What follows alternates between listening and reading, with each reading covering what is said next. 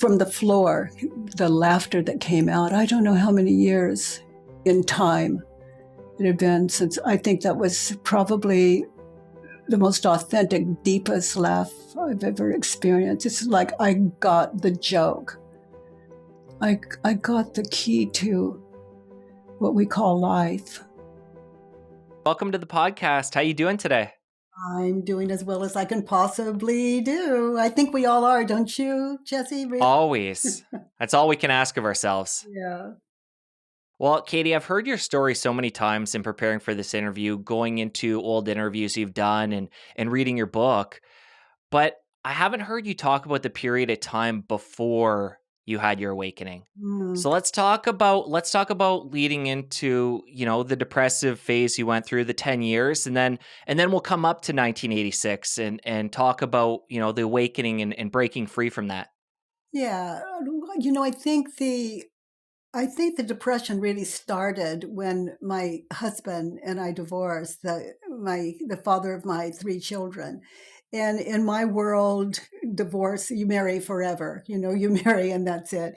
Well, there's this divorce and the loss of home and life as my children understood it. And it was I think that's what just threw me so deeply into the depression and trying to cope and raise children as a single parent and coming from wealth to nothing.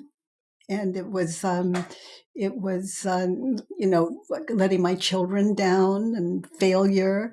So yeah, that just played and played and played and played and played in my hand. And it was, oh my, it was remembering the past and just living in it, and the future where there was no way out of this hole. It was going to get worse. So that just, it's like recycling the ego, just recycling. And there was just, there was no exit to my mind, only suicide. And with three children, I just couldn't. So I was stuck. I was stuck in a hopeless life, which turned out, as I later became aware of by some grace, a hopeless state of mind. So that's why I do what I do, Jesse. There is a way out, and I want the world to understand there is a way out of suffering. And if I can do it, anyone can do it. So all it takes is an open mind and willingness and a lot of courage to look at oneself. Well, we're going to get deep into all of that, but sticking to your story a little bit longer here. And it sounds like your kids at that time were what kept you from ending your life and kept you, on the I path. think so. Or I was just a coward or didn't have the means or afraid that I'd just do halfway and then we'd all be worse off. Just fear, fear, fear. And how old were your kids at that time? Oh my gosh. I don't really recall my, I just can't answer that. I think my Just daughter, generally, my though, were they daughter was teenagers or? about five, maybe five. And then one brother 2 years older and another brother 6 years older than my daughter. So yeah, just at the most, most precious ages, and all that hell replaced, this beautiful life as they saw it. So before the divorce and things started to spiral downward, was your mental health like up to that point stable throughout your life, or did you have your challenges? I I I I lived a kind of magical life. I didn't have a stop button, and I my goodness, I there's it's like there's nothing I couldn't do. I would say I was just hyper. Um, I'd have an idea and I'd just follow through with it, and it was effortless. That's how it. I was just a natural at. Uh, I could give a lot of examples, but Can you give us one? Oh my goodness, I could give you a.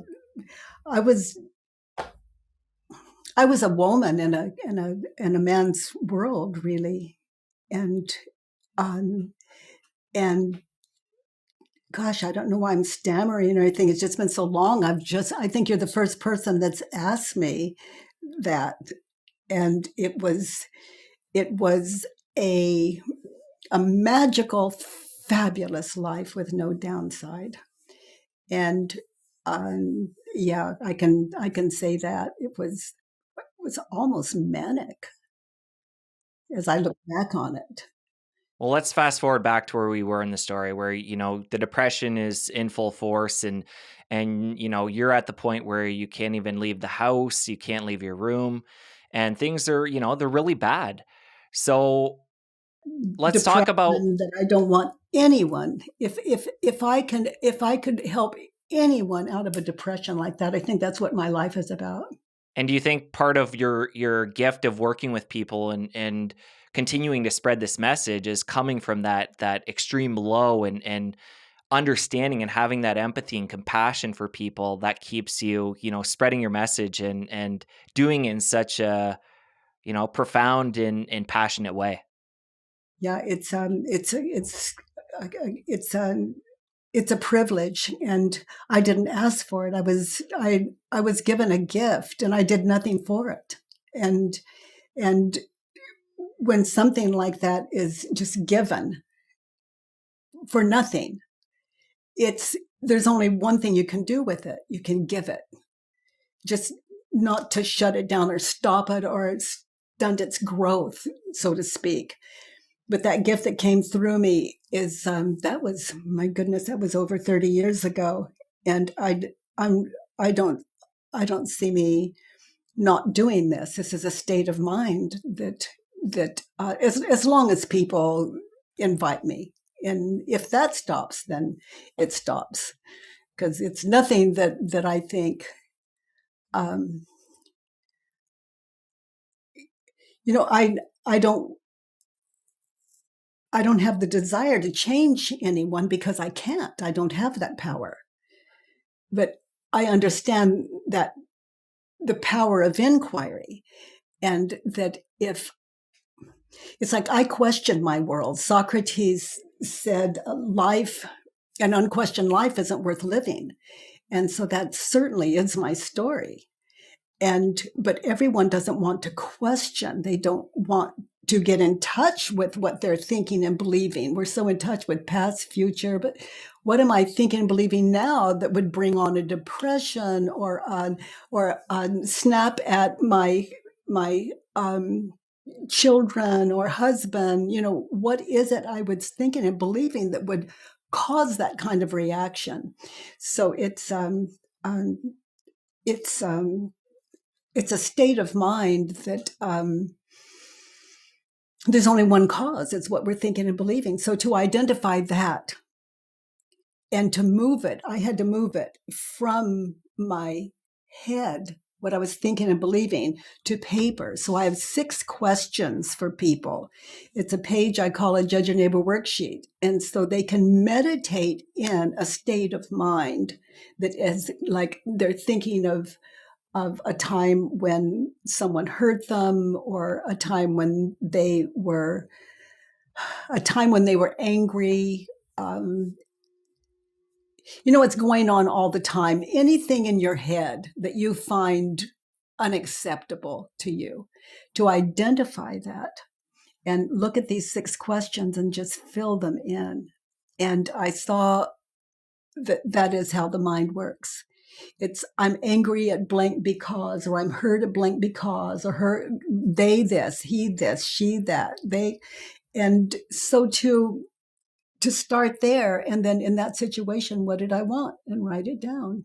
And so these 6 questions, oh, they're simple. Anyone can do it. We just move it from mind to paper, but it does take an open mind and willingness. And then we question them. All right, we're going to get to the questioning, but first, I heard you say that you now at least look at the depression as a gift, and I'm sure there's a lot of people, there's definitely a lot of people out in the world these days that are suffering from depression, and probably a lot of the people, well, a lot of people that are listening or watching us right now. How can somebody who is caught in that despair and that darkness right now begin to look at it the way that you do now that you're on the other side?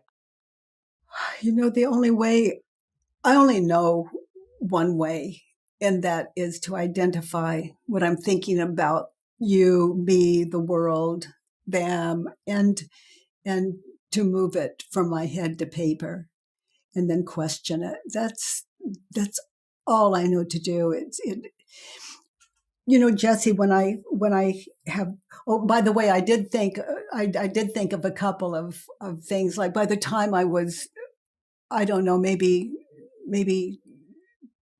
20 years old, maybe younger.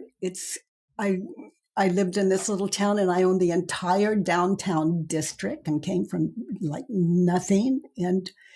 And I could do things. I owned a contracting company. I was building hotels and all. I was just a natural, just smart enough to hire really talented people and to check in with people that had been there, done that. And so I had the kind of energy and push somehow to just pull off just the wildest, most beautiful life. So that goes back to that. And then your last question. Yeah, I was just asking, like, somebody who is in that pit of despair and depression right now, how do they begin to see that as a gift like you do now? To close their eyes anytime they're upset, for example, depressed, just to close their eyes, sit, get really still, and then to notice what's going through their head, and to have a Judge Your Neighbor worksheet in front of them. It's always free on thework.com. You just, no newsletter, nothing. You just push print, it's yours. So to have that available, and then to just sit, just get really still and notice what's going on in their head, and then just fill in that worksheet with very short, simple sentences. Because if they were as depressed as I was, they're all over the map. Because the ego is not going to, it doesn't want you to catch it. So it takes stillness and to be there now in the situation that's in your head and to just answer those 6 questions. And then at the bottom of that worksheet, there's a way to question and turn around what they're thinking and believing and test that just to see for themselves what's true and what's truer, because people can tell us what the truth is, but we believe it or not. But but I had to take my own mind back and see what it was for me, authentically what it was for me, what was true and what was false in my head as I questioned it there on the paper. Well, let's come back to that day in 1986 when, you have your awakening, and it might have started I want to hear the details, but maybe that day started like, every other day of the past 10 years. Let's come back to that day and talk about what was different. Well, actually, I was asleep on the floor. And because I was so full of self-loathing that I didn't believe I deserved the bed that was right there in the same room with me. So I was sleeping on the floor, and a cockroach crawled over my foot. I don't like telling that. It's just what happened. Crawled over my foot. And from this dead sleep on the floor, I opened up, my eyes opened, and in place of all that hell was a world I didn't think possible. And I saw in that moment that when I believed my thoughts, I suffered. I was shown that. And I could go into detail there, but I was shown literally how my world began. And as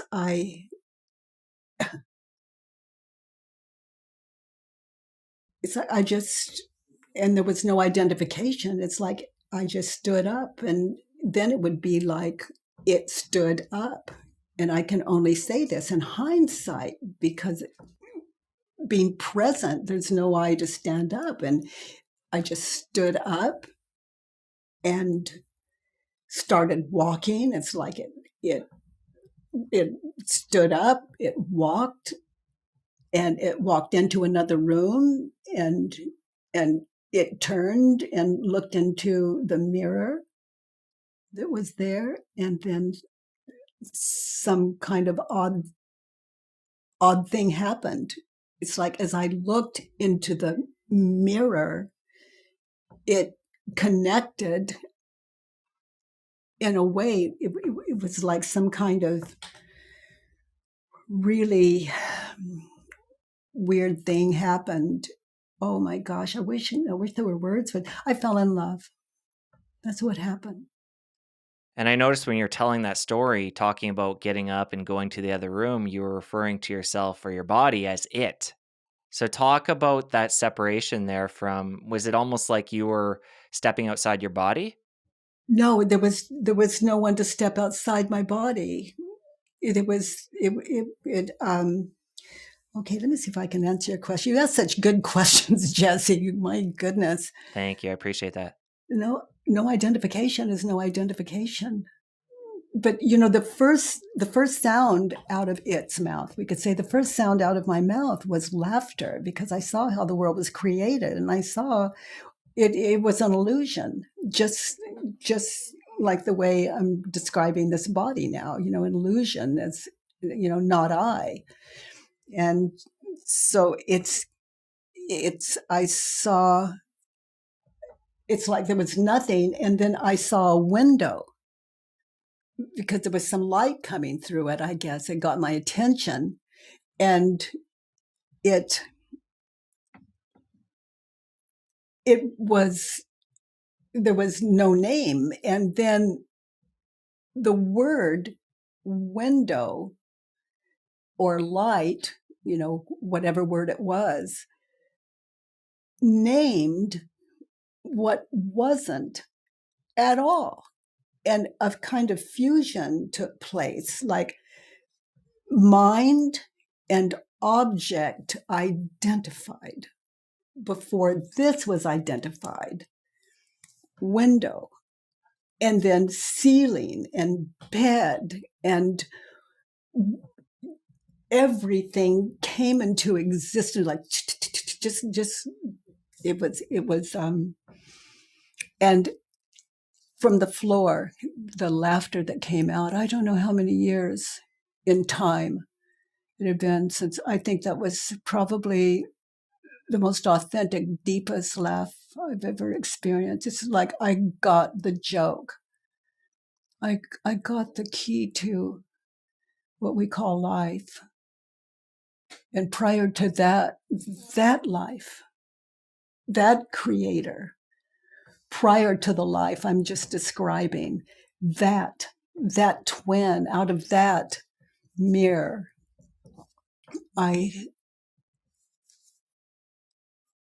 it's mind and body connected in that mirror. And oh gosh, these are quite some questions, honey.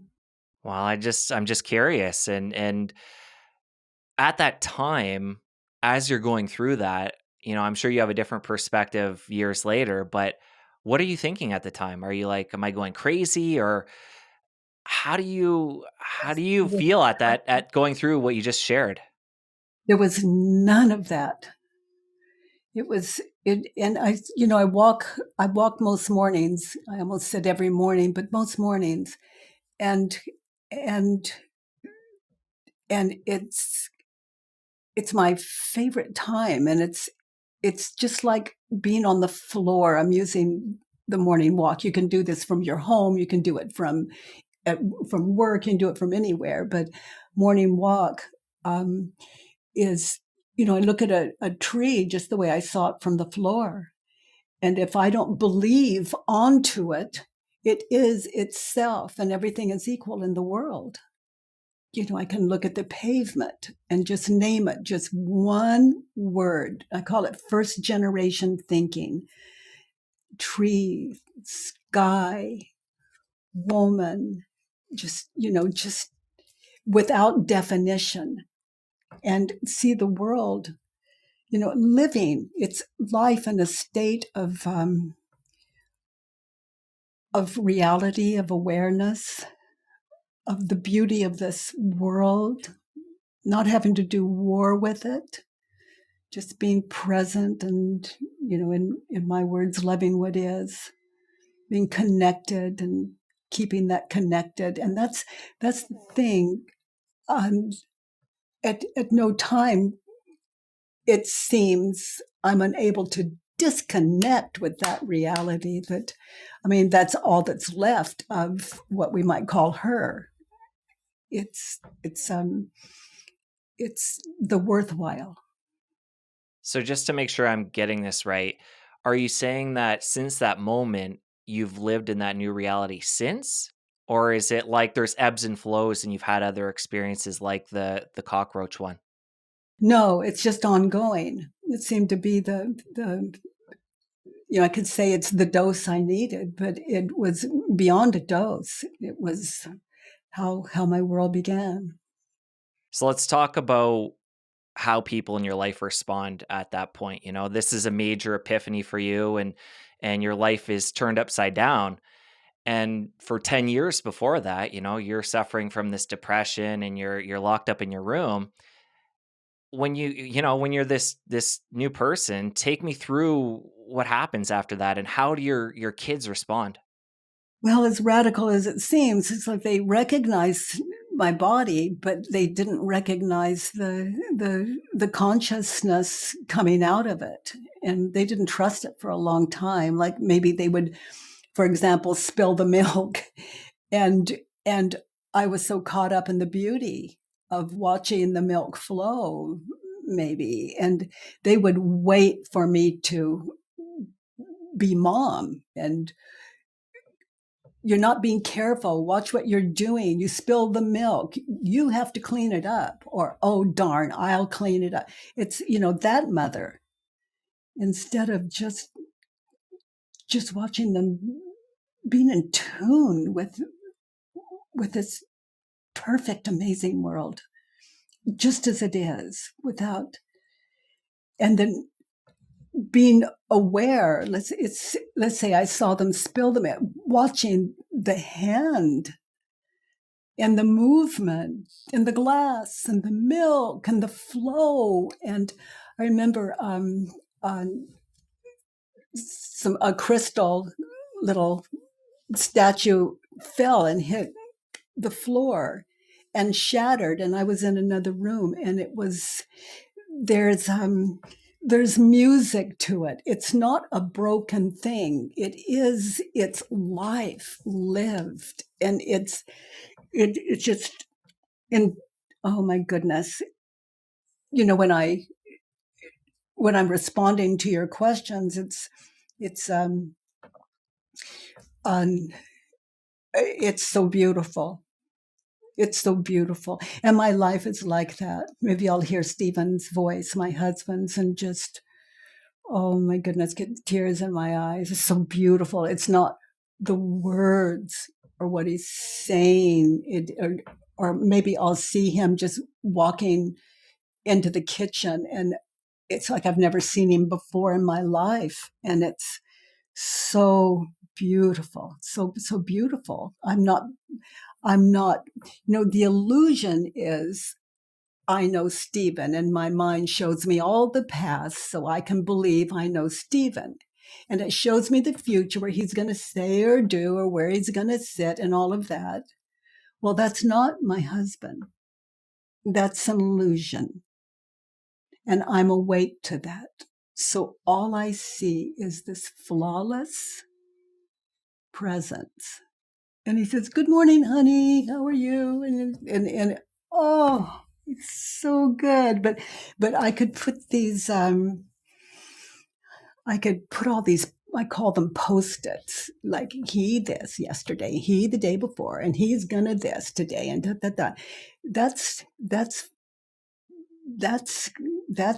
the illusion. we can see all those paths. Like and it's so vivid. If you think of yourself biting into a big lemon right now, a big juicy lemon, there's a physical effect. You can feel it, and you can see it. You can see it was probably yellow, and and it's that powerful. You can't have that if you're not seeing the lemon of the past. And if you're holding a lemon and you don't have the past, you don't know what it is. And that's the world I live in, that don't know world. But I've learned to talk in it, and it wasn't easy. And I've learned to appear to be, I'm at home. I'm at home. If you died and you went to heaven, a flawless world, a flawless existence, where there's no sickness, there's no death, there's no suffering. But in heaven, you believed in heaven what you believed in earth. Where would you be? If I died went to heaven where it's perfect, but I believed in heaven what I believe in earth, I'd be in earth.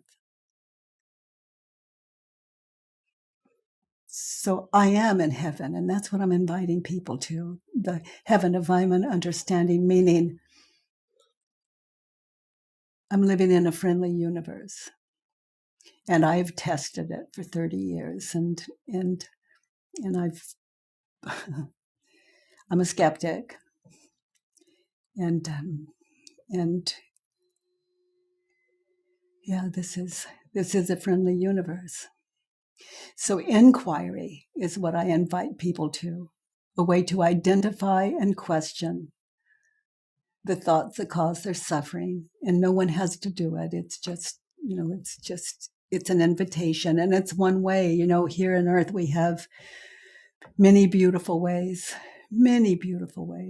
especially in this time. We have so many teachers, and there's something for everyone. And by some grace, we find that way. And of course, I invite people to inquiry because it's what I was shown to. It's what I was shown. Well, we're going to get to the steps of inquiry, but still, I want to take a little bit of time and keep going with this story before we get to that. So we talked about your children's reaction when you pulled out of the depression. What do you do? Obviously at the time you weren't working before, you were in your house, and we talked about all the misery you're going through. How do you pull your life back together at that point? There was no need. There was no need. When inquiry found me, there was no need. Just no need. There was no need to pull my life together. It wasn't. There wasn't a problem, and I don't know how it happened. It's prior to the internet world. So people started calling, and it was just word of mouth. And people would call from different parts of the world and locally in the States, and just word of mouth. People would just started talking about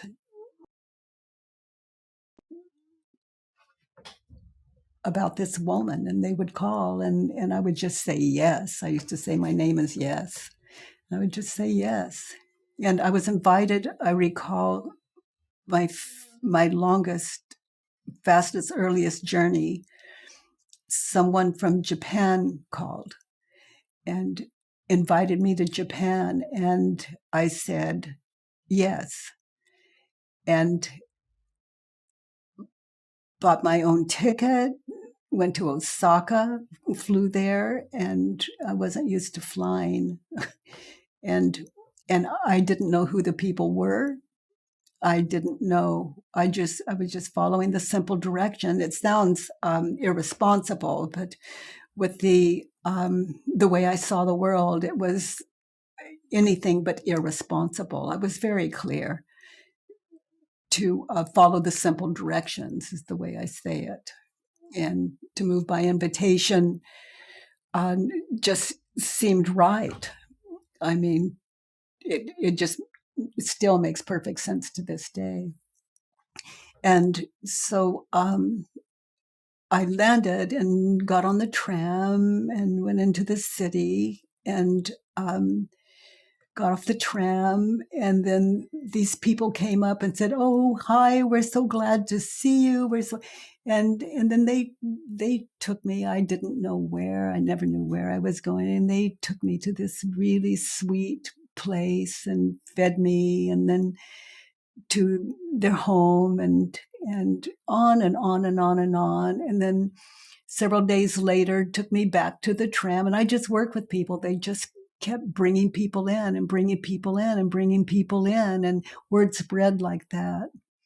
And then they put me on the tram, and I just followed the simple directions. I never had to know what to do, never been to an airport. And it says baggage, so you don't have to wonder about tickets. And I mean, it's just, there are pointers everywhere in this world, so there was no need to know. Were you traveling alone at the time? Uh-huh. Yeah. And Katie, in the early days, you had tested this on yourself. You had, fallen into it, and you knew it worked, at least for yourself. But in the early days, you didn't have all the people you had worked with and seen how everything played out. Were you worried in the very beginning? Worried's probably the wrong word, but were you concerned that maybe you were an anomaly and this was only going to work for you? No, because people would ask. And I didn't know what it was. I didn't know if it was the water I was drinking or the air I was breathing. I had no idea.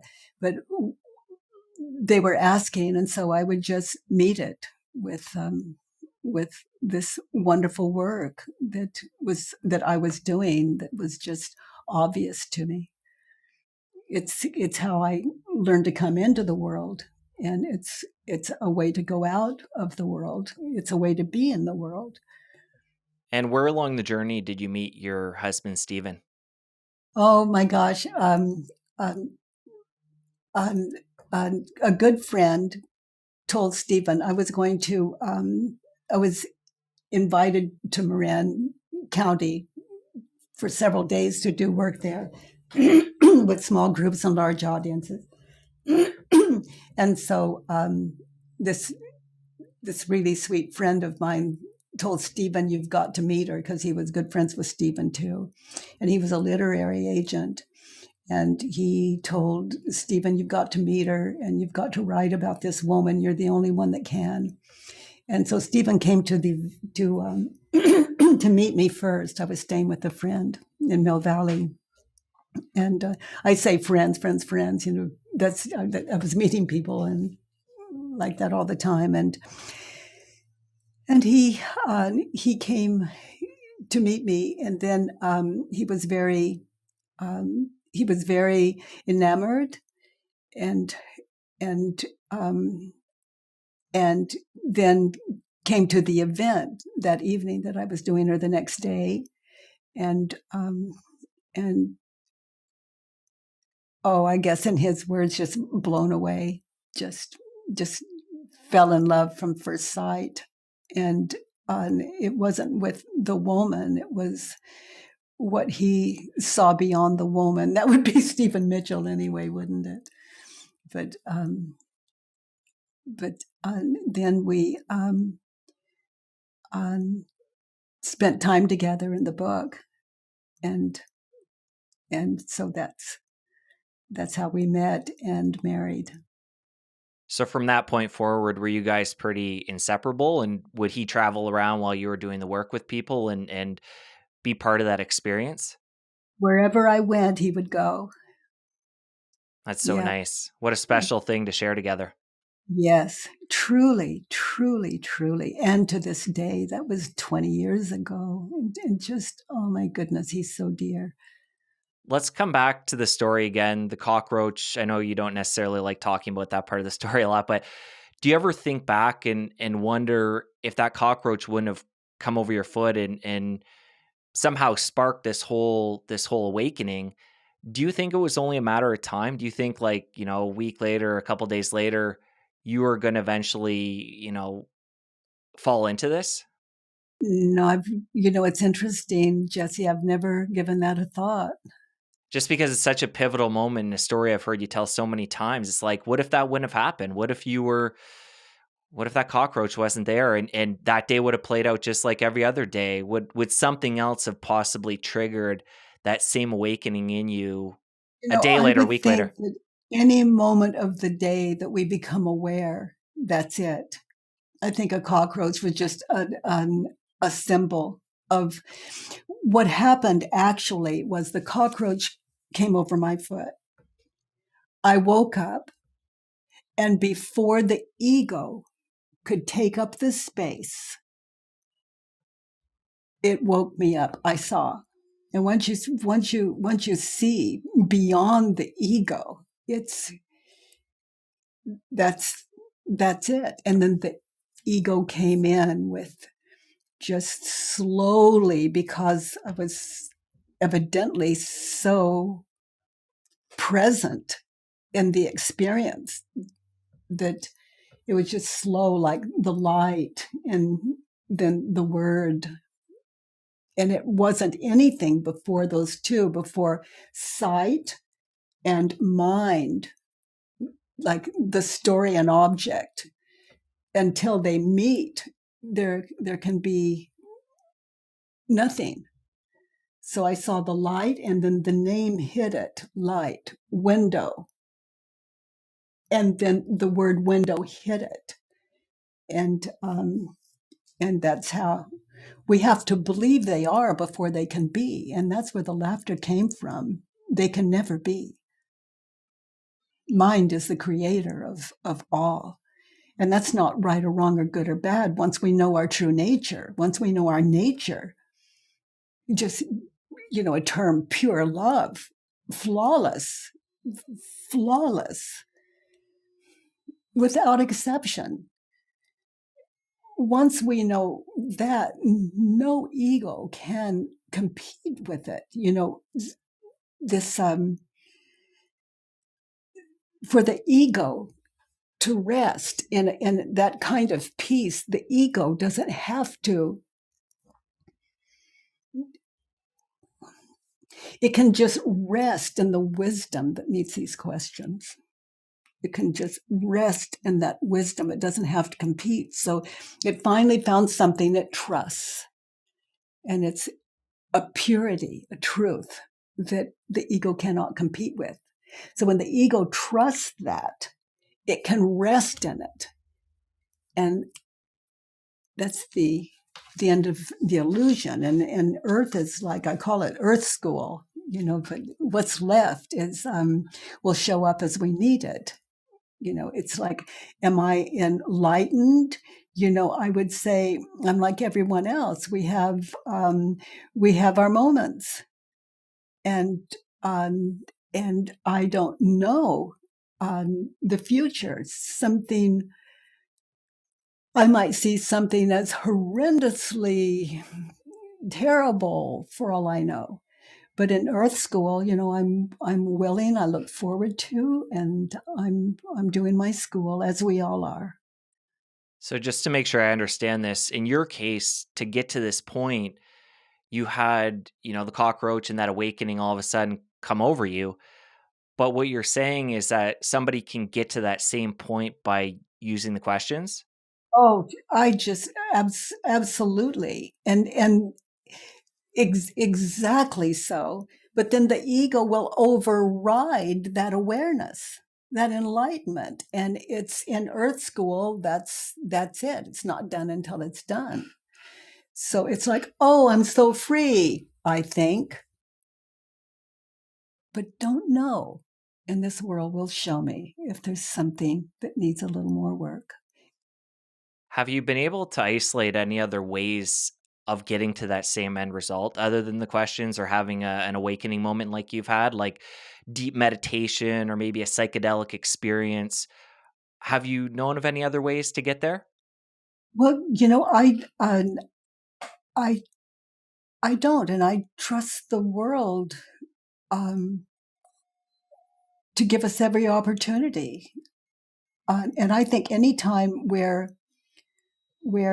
angry at another human being or at ourselves or disappointed, that is the opportunity. In my world, it keeps offering itself up to be questioned, and um, waking up to the reality that these questions um, invite people to.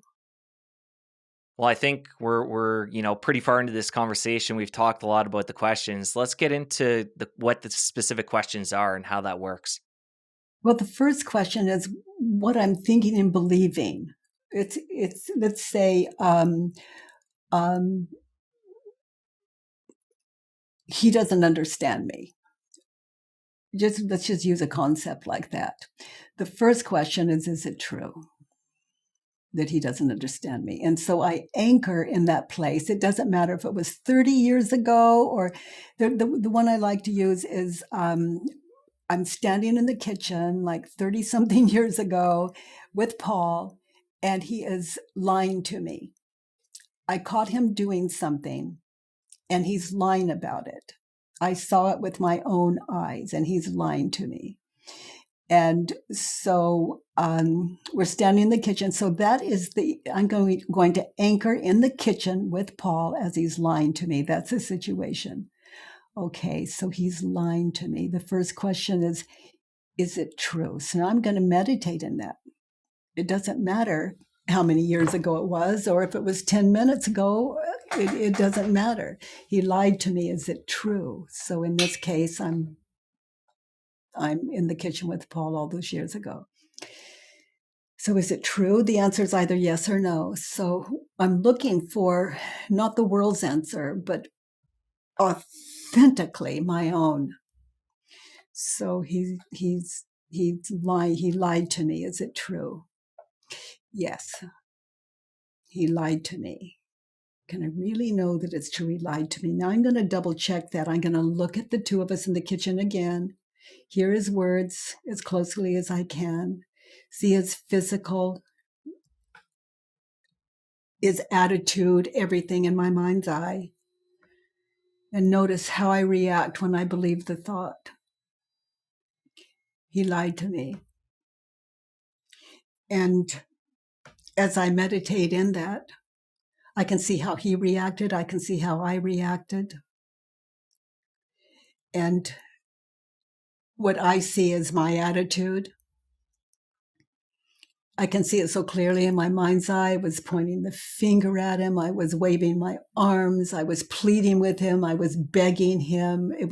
He was smoking, and he'd had 4 massive heart attacks. And the doctor said, if you don't quit smoking, this next one's going to kill you. I had all that running in my head. And he's saying he didn't smoke when he even smells like it. So he's lying to me. Is it true? Yes. Can I absolutely know that it's true? Well, I'm going to get really still in that because I want to know. Yes, it's true. And how do I react when I believe the thought? I attacked him. And so I'm going to sit in that. I'm going to watch the attack. I'm going to really get in touch with my attitude, get in touch with my emotions, get in touch with my words, my attack onto this human being. And that can be tough. And I'm not going to move away from it. I'm going to be there now and sit in it. And then I began to see images in my head of him lying to me before, and the past. And he's going to continue to lie to me. And I see him lying to me about it again and again. And I see him smoking again and again. And he's just never going to stop. He's going to die. Now I'm at the funeral, the future. So how do I react when I believe the thought? I see all those images, the ego and the not now past, the not now future. And I look at those images, and he's suffering and I'm suffering. And I begin to notice that is not I. They're like hundreds of the me's and the hims in the past and in the future. So now I'm beginning to recognize who, the question, who am I? What am I? The ego is offering up what I'm not in this moment now. So I see the illusion and I see how I react when I believe the thought. That's how I believe it. The ego is what we're reacting out of. And then the fourth question, there are only four. It's who or what am I without the thought he's lying to me. And so I look at him again. I look at me. And I see two really confused human beings at war. And when I look at it, it looks like a civilization so old that I can't even remember when it existed, where people literally did war with each other. Even though they loved each other, they did war. And the example that sets for everyone else. War, war, war. So who would I be without my story, without the thought he lied to me?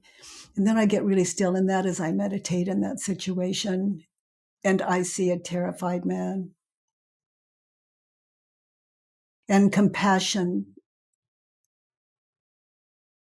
takes the place of anger. And I see I have a lot of amends to make. I have faults to admit, amends to make. And it shows me how to live the rest of my life, how not to live the rest of my life. And then I see him so frightened. So I sit in that for a while. And then I move to opposites. So he lied to me, turned around, he told me the truth, and I meditate in that. It doesn't mean he did or didn't. It's not about that. It's about sitting in the opposites and see what they have to show me. So he told me the truth. He told me what he wanted to be true. And he wasn't smoking in the moment. And, I'm just meditating in there. And is it possible I was wrong? Was it really cigarette smoke I smell? Was that really a cigarette that he was throwing out the car window? Was I wrong? So I'm looking at, he told me the truth. So I stay in what I wrote on the sheet. He lied to me. I keep the same words. And is there another opposite? I lied to him. So now I'm going to meditate in that situation. Where did I lie to him? And I get really still. And I can't come out of denial if I don't know what denial I'm in. So this just blows denial to smithereens for people whose minds are really, truly open to the cause of suffering and how to end it. So I lied to him. So now, I look at anything I said in that situation that wasn't true. And I noticed that anything hurtful I said, wasn't true for me when I look at me. But they just roll out of my mouth. So I lied to him. And then I look back at past lies. Where else have I lied to him? Because I just don't want to carry it around until I see it. I have to own it. It's in me. So this is like house cleaning. Waking up to reality as opposed to what we believe reality to be in our own lives. So I'm not changing anyone's world. I'm changing my own. I'm shifting identities. And every second I'm sitting in this 4 questions turnaround experience. So I lied to him. And then in the past, where have I lied to him? So this is how I've spent my life. Only I can see it because every time I work with another human being, I'm doing my own work. Like this morning, it was just so lovely to sit with this beautiful man and several hundred people, or a couple of thousand or so. Just sitting with this man and watching his authenticity, his willingness in front of so many people just to get what he came to this world for. So he lied to me. I lied to him. He told me the truth. And then that would complete the turnarounds that I can see, meaning the opposites of he lied to me. And that's it. It's 4 questions and turnarounds. And it's a meditative state of mind. And, as I understand it, for centuries, meditators have they've cleared their minds so that they can sit mindlessly, so something meets that beyond their understanding, and enlightenment. Just to be in touch with the infinite. But the mind interrupts. The ego does not sleep. It has to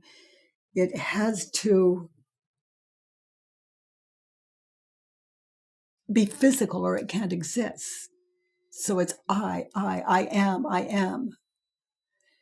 am a woman. I am a daughter. I am a mother. I'm a niece. I'm a on and on and on. This I am. I am going to town today. I'm going to I. And you, I think. So it just doesn't sleep. So, in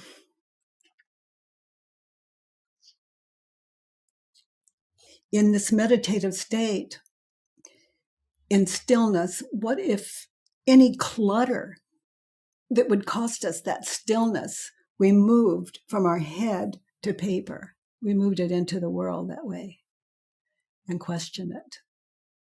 And then when we sit in silence, we're awake. And that space is unlimited. And that grace is unlimited. That gift, the gift of the already given. There's no one that holds more wisdom than another. We've all got that equally. But the ego is, I see it as a terrified child fighting for its existence. And so I've come to love the ego. And it's finally, it seems, found a home where it can just rest. It's safe. I'm not trying to attack it or blame it or shame it. Meaning mind is pure ego until we understand our true nature. Beyond mind, ego not being authentic at all. Mind is not body. It can never be. Katie, as somebody who's been doing the work for all these years, and you just did a beautiful job getting into the detail and explaining what that is suffering something that you experience at all these days? No, I'm open to suffering. I'm wide open to suffering, but not yet, by some grace. So is the idea here that you do have negative thoughts and things that do creep into your mind, but you have a way of handling them that doesn't get to the point of suffering? I have the thoughts. They're just, I can't take them out. I have no proof they happened. It shows me breakfast this morning in my mind's eye. I can see it. I see me having breakfast with Stephen, but it's an illusion. There can't be, and I see us at dinner tonight in my mind's eye, and putting a menu together, and so we have past, present, future, Byron Katie's. Okay, so who am I? I can't be the one at breakfast. That's one. The one at dinner is two. And then there's me, this presence. So who am I? I can't say, well, I'm this and I'm this and I'm this and I'm that, because who am I it's a question for us all to answer. Present, present, grounded, grounded. Yeah, but at dinner tonight, dinner tonight, I don't know. Come home. You're lost in the dream. It's not right or wrong. It's just the ego is trying to exist. It's, compassion is needed there too, even though it's nothing. It's a state of mind, but life is a state of mind. But you're not denying the fact that there is a present and there is a future, and the memories you have of that past do exist, and that did happen to you before. Well, I don't deny it. I'm just waiting for proof. And I'm very open to that. Like I asked Stephen, did we have breakfast this morning? I'm just checking it out. And he says, yes, we had breakfast. We had this, we ate this and that. And we had coffee. Da, da, da, da. And I'm hearing his dream. And he's entitled to it. But he has not convinced me we had breakfast this morning. I'm waiting for proof. And then he shows me a bite of toast. Here's a piece of toast. Katie, remember, you put jelly on it. You took in this bite. You ate this, and you see the illusion in your mind's eye. I can see him. I can see the jam. I can see the toast in my mind's eye. But if I'm looking at that piece of bread, let's say he hands it to me. If I didn't know, and this back to the floor again, but if I didn't know, if I had never seen bread before, how would I know what it is? So I have to see the bread from the past, and the bread from the past, and the past, and the past. And if you take like a camera that's shooting all these shots, and you put them together, it looks like life, like movement. But all those past toasts, now, is that really bread? Is that really bread? No, that's imagination. So when I see the toast he's handing me, I can touch it, see it, smell it. But without a past, I don't know what it is. Now, I can say, honey, I see the bread, and thank you. That makes all the sense in the world. But he doesn't know what's going on inside of me. What he's saying, I think I need to back. I have no proof other than the past. Even now is gone. It can never be.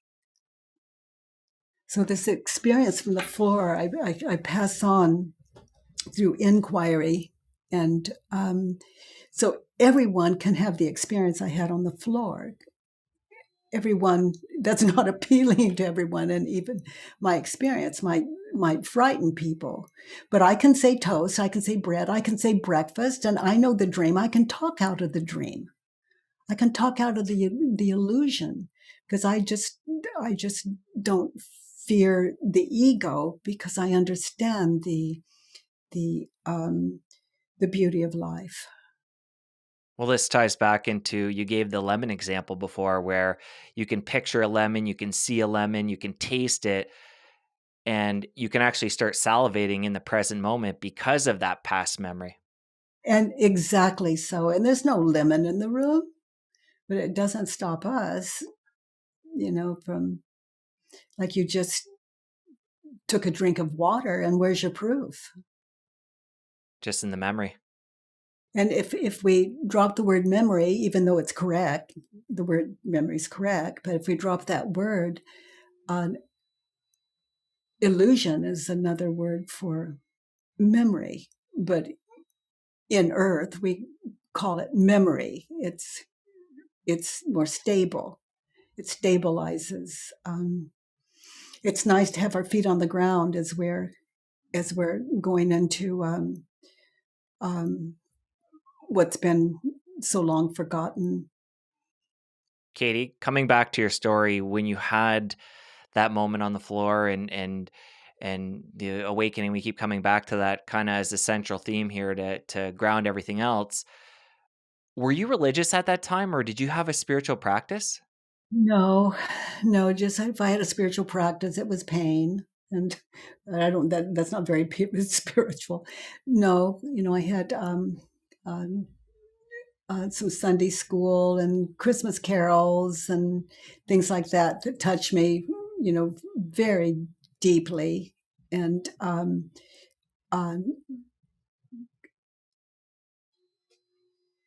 happy. I found them um, really uplifting, very uplifting. And that was my connection, as my family was not a religious family or a church going family. And nowadays, do you consider yourself spiritual or religious at all? Um, I I consider myself. I don't know what the definition of a realist is, but um, um, what's real, what's authentic is I would say that I can use terms easily like God, and it melts me as I just say it, because to me, like, God is everyone and everything without exception, and that word that word fits it by definition, as I understand in the deepest sense that I've experienced it. There's nothing that isn't beautiful, and the ego wouldn't allow us to see it that way. The ego's job is to survive, and if the body is is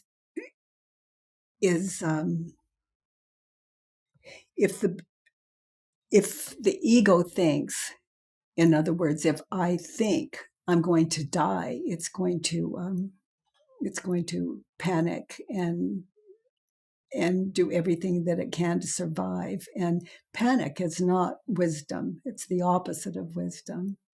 So this, I was in London, and I was stepping out on the curb, and a bus was coming very quickly, and I thought it was going to turn left, and I was on the right side. And I thought it was going to turn left, but in London, it's the opposite. And so I stepped out on the curb, and and it was very quickly went by, and um, and went straight. And as I stepped off the curb, I'm just running an advantage by, like, is it safe? Is what I'm talking about. Is it safe? But presence is just another term for sanity.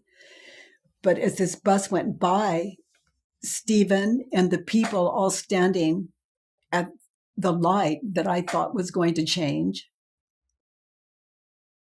I could see they were panicked, just in a panic. It was like woman run over by bus time.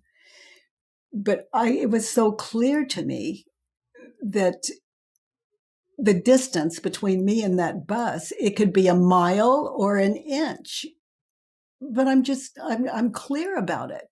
It's, to me, it's like a no-brainer. And to feel the breeze, and to smell the closeness, and to be present, and to be aware of the sun in London, and the street, and that smell of a bus, and and without mental definition, it's there's nothing that isn't beautiful. And then to see how If I had backed up or turned or panicked, it would potentially have been very different. I was that close. It was just like inches, but so clear. The distance to me was plenty of room. And I wasn't minimizing or exaggerating. It's just clarity is a beautiful thing. When we look at when someone's in trouble and we're helping them, where are we at our best when we're clear or panicked? And we get so much done when we're panicked. It's like, I don't know how I did it. It's just, I just don't know how I did it. But what happens is they're not thinking and they just know what to do. I mean, their mind is running way ahead of them, and wisdom can live in that because they're not focused on. Anyway, everyone can find that for themselves. Katie, as you tell that bus story, it makes me think about, well, I just want to give you an example and see how somebody who's evolved to the point you have, how you see a situation like this. So say that bus would have hit, we won't use a person, just we don't need to go there, but what if it hit a bird or a dog that was walking across the street? How do you see that situation? Is there any, in a situation like that or other situations, do you ever see it as a negative? No, I don't know there's a problem. Let's say the bus hit a dog. I don't know that there's a problem until I see the dog. And if the dog's dead, then the dog's out of pain. If the dog is not dead, how can I help? And rather than I can't project he's in pain because I don't know. And I do understand from experience that all pain is either remembered or anticipated. And I expect animals are at least as aware as I am. And so I would do all that I can because I don't know. And I saw a car hit a dog, and the dog ran to the curb and fell. And so I went to the dog. It was before cell phones, and I watched the dog. If you touched him, he'd kind of snap, and that's all the energy he had, just barely, just try to move his head. And so as people started coming, it's, oh, poor dog, they would try to pet the animal.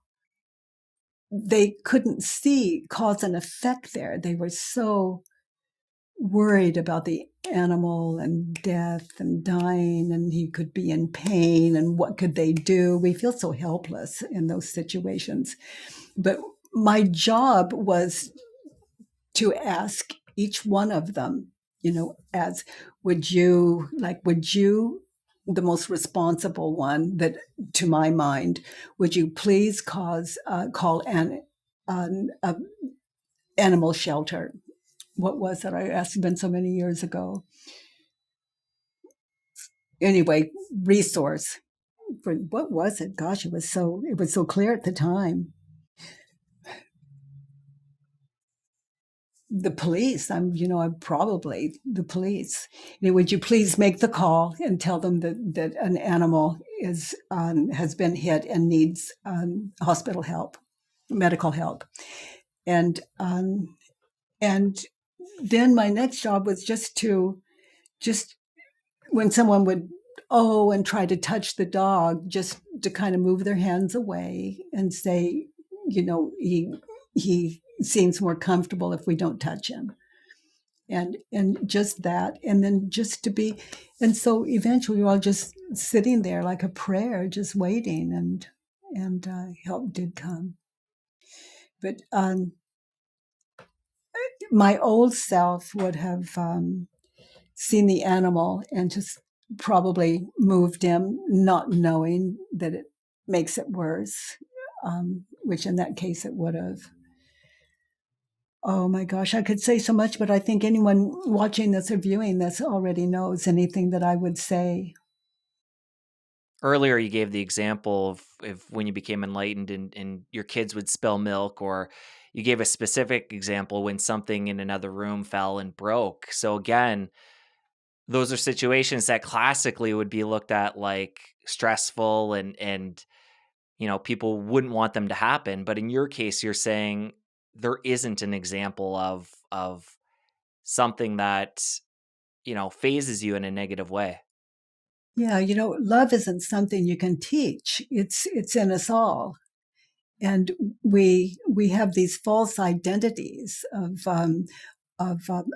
this gentleman I worked with this morning. When he was a, a very young man, his mother held him and rocked him and said, "You'll never leave me, will you? Will you ever leave me? You'll always love me, won't you?"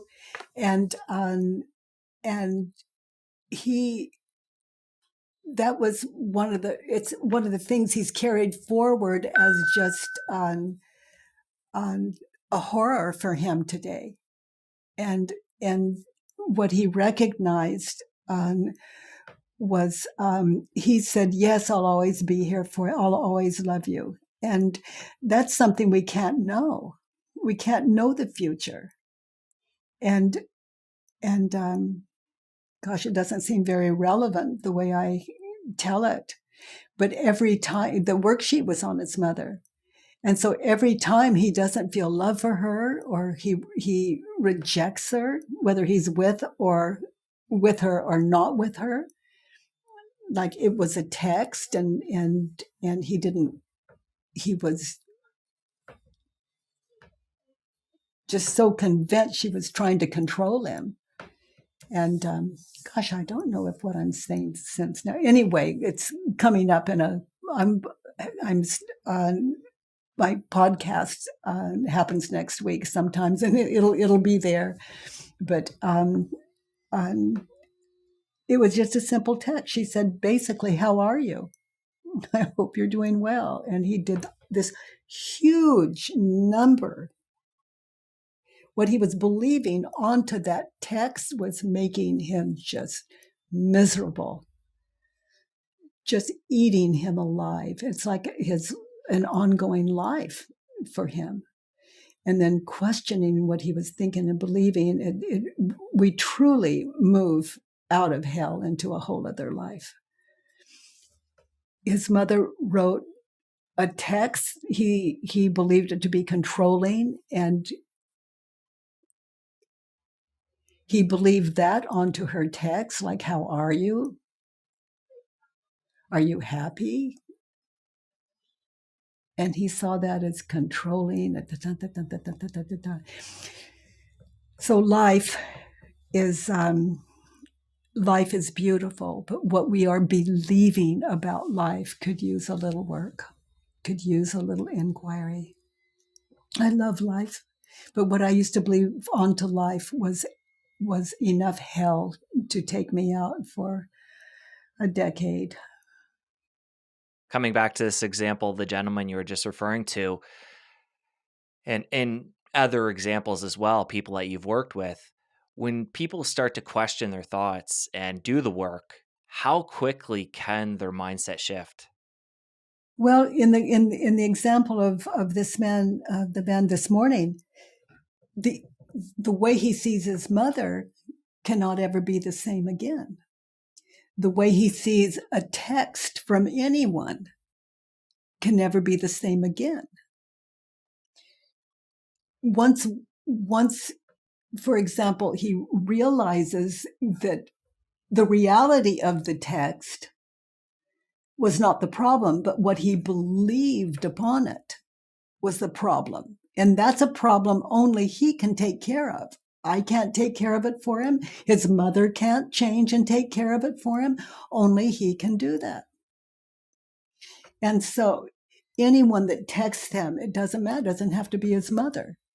He may just read the text literally.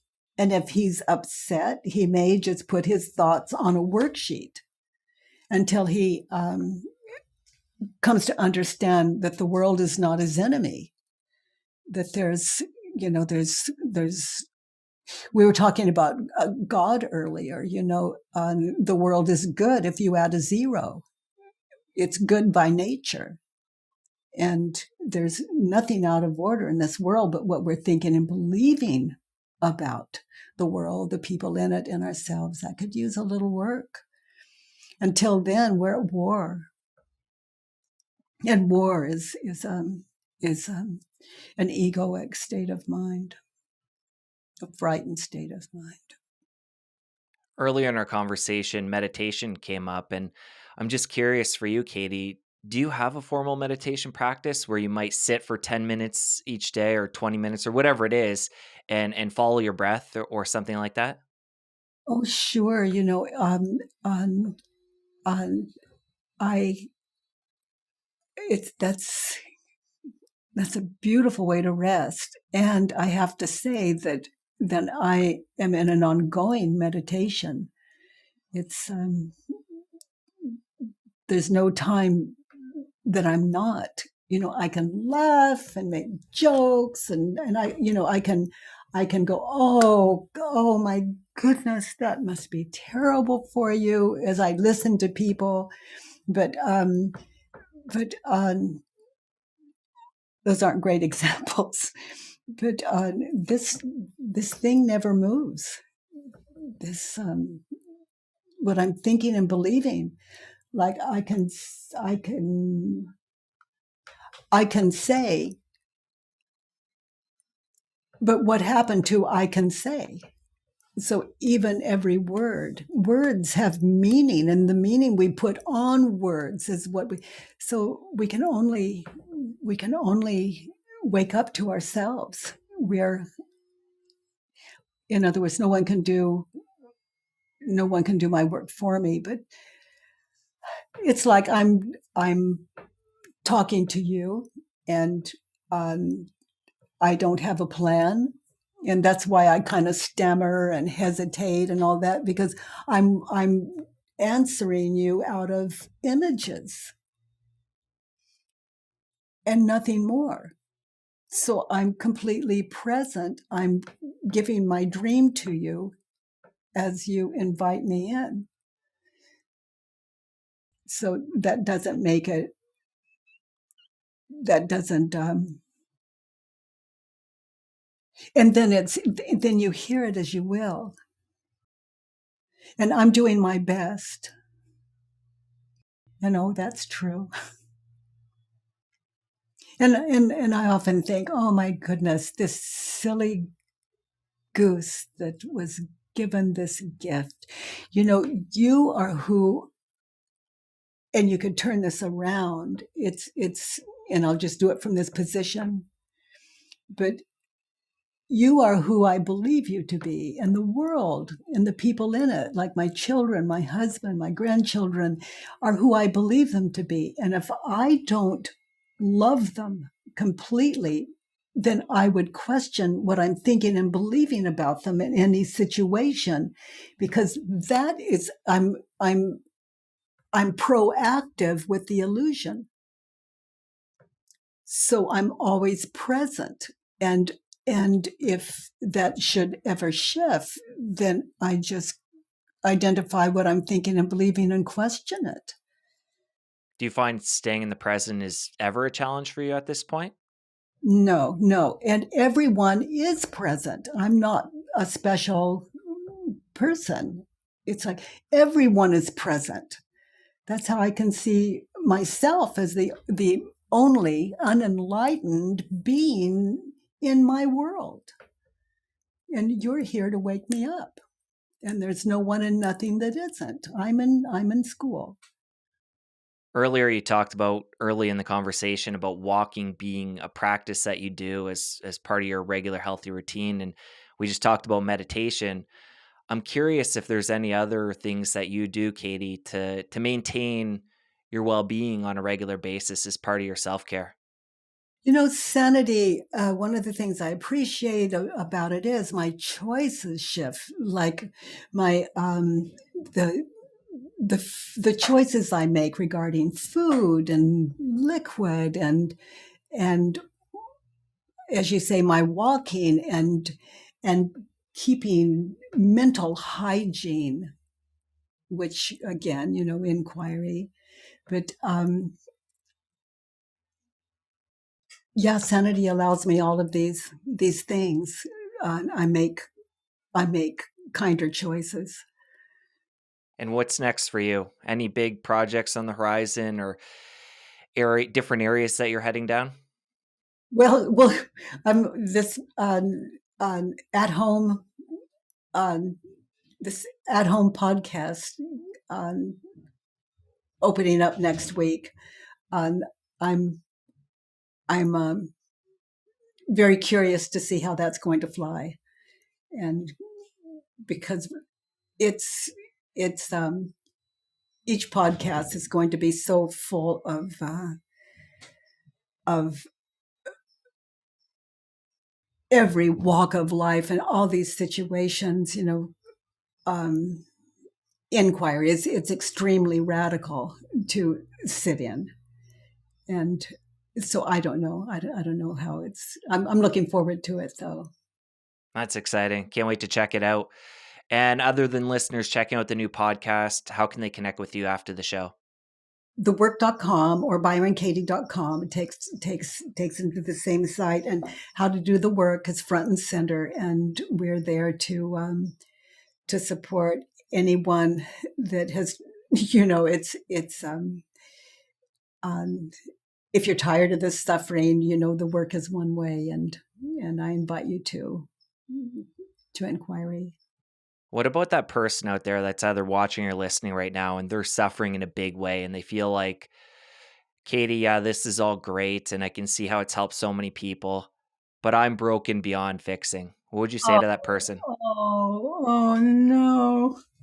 No, because it's a true possibility. There might be people out there that feel that way, and I know you don't think that's true. I don't think that's true. But what No, would you say to them if they're taking this in right now to give them that hope and that inspiration to take that next step forward?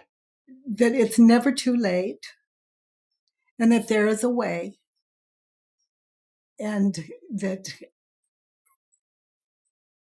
it's possible. That if I can do it, you can do it. If you're out there listening and experiencing it. And when I said, oh no, in response to you saying, what about that person? It was,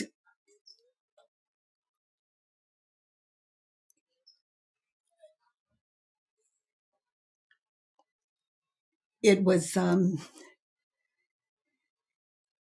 it was as deep compassion as I've ever experienced. There's a way. There's a way. If I can dig myself out of the hole, then anyone can. On the floor, I could have, with this gift, who knows what I could have done. There's nowhere I can go with it. It's we give what we can by nature, and